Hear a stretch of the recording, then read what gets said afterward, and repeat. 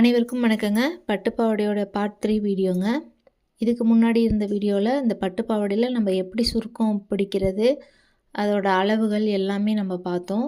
இப்போ இந்த வீடியோவில் என்னென்னா, இந்த நம்ம பட்டு பாவாடையில் பிடிச்ச சுருக்கத்தில் மேலே ஒரு தையல் போடுறோம்.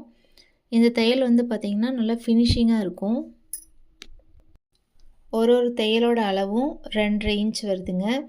2.5 இன்ச் லென்த்தில் ஒரு ஸ்டிச்சஸ் போடுறேன். இது ஒரு ஸ்டிச்சஸ் போட்டுட்டு நம்ம ரிட்டன் மறுபடியும் அது மேலேயே இன்னொரு ஸ்டிச்சஸ் கூட போடலாம், டபுள் ஸ்டிச்சஸாக கூட போடலாம். நான் எப்படி போடுறேன்னா, அந்த ஸ்டிச்சஸ் போட்டுட்டு டேனிங் பண்ணுறேன். அதனால் இந்த ஒரு ஸ்டிச்சஸே எனக்கு போதும். ஃபினிஷிங் பாருங்கள், இந்த மாதிரி வரும். இப்போ இதில் நம்ம பாடி பாவாடையை வச்சு நம்ம ரவுண்டாக ஒரு தையல் போட போகிறோம். இது ஜாயிண்ட் ஆகிடும். இப்போ பார்த்திங்கன்னா பாடியோடைய அகலம் எவ்வளோன்னு பார்த்து தான் நம்ம இந்த பட்டு பாவாடையோடைய ஃப்ளீட்ஸ் நம்ம பிடிச்சிருக்கிறோம். அப்படி பிடிக்கும் பொழுது ஒன்று பெருசு ஒன்று சிறுசாகவும் வர்றதுக்கு எந்த வாய்ப்பும் இருக்காது.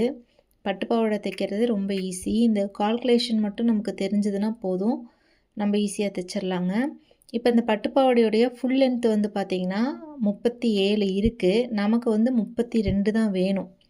அப்போ பார்த்திங்கன்னா 5 இன்ச் நம்ம இதை நம்ம எப்படி டக் அடிக்க போகிறோம் அப்படிங்கிறது மட்டும் நான் அடுத்த வீடியோவாக போடுறேங்க. தேங்க்யூ.